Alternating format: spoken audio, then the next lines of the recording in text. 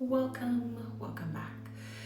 So I'm gonna continue now with my stories. I don't even remember where I left off, to be perfectly honest with you. I know we were in 2018. So we're just gonna continue from there.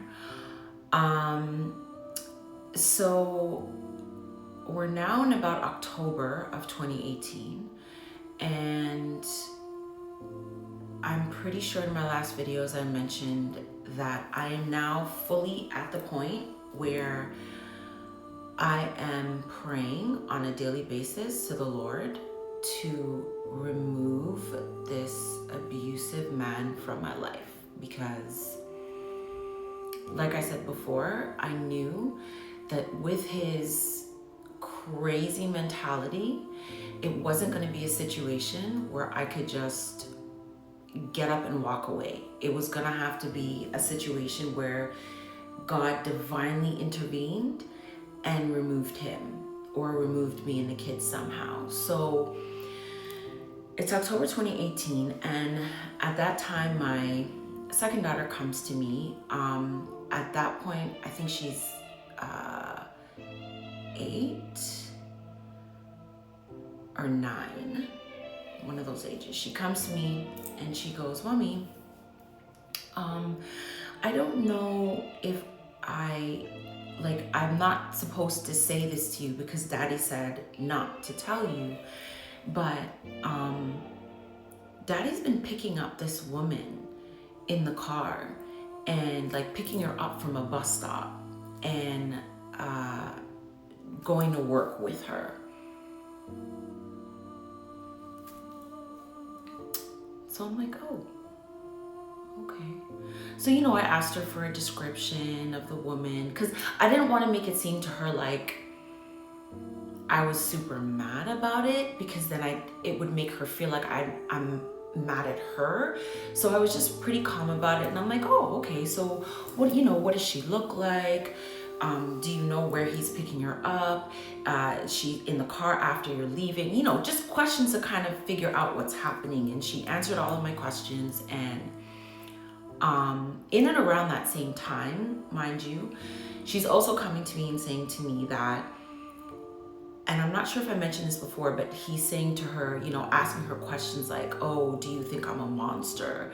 And putting an 8-year-old child in such an uncomfortable position to have to answer a question like that when A, she knows he's a monster because of how she witnesses him treat her and the rest of us, and B, asking a question that he shouldn't be asking a child, because she's not a grown person to be able to have a reasonable conversation about his behavior.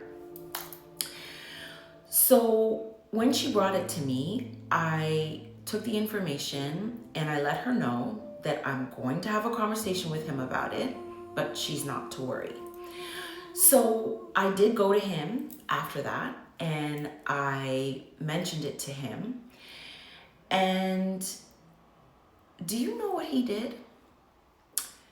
He proceeded to get so angry that I had to physically stand in front of my child, okay, to protect her, because it escalated into an argument. And then she was in her bedroom, and the way her bedroom was set up was she had a dresser, and then like the bunk bed was off to the other side. And so there was an open space in between. And she's standing in that open space in between, and he comes in and I immediately, once he started to escalate, I went in front of her. And he is flinging things off the dresser, the brush, bottles, cones, whatever he can find to fling at my young little girl, because he was so pissed off that she told me that he had a woman in the car, and that she told me that he asked her if he was a monster. So this is why I say in previous videos that unfortunately Narcissistic abusers don't differentiate people. They abuse whoever gets them angry and upset. Once they're angry and upset, there is no there's no like, oh, let me count to 10.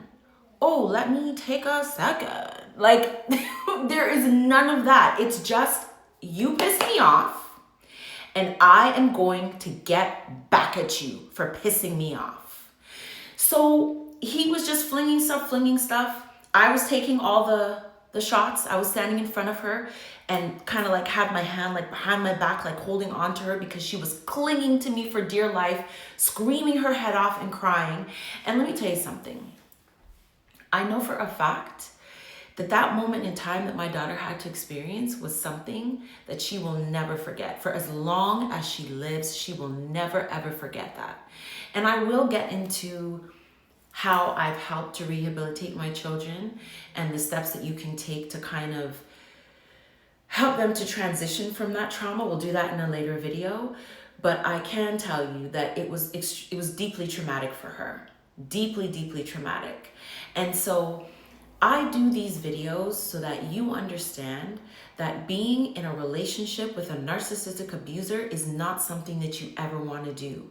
However, you can find a way to get out, you have to get out because it affects your children deeply. And I don't think he ever apologized to her for that.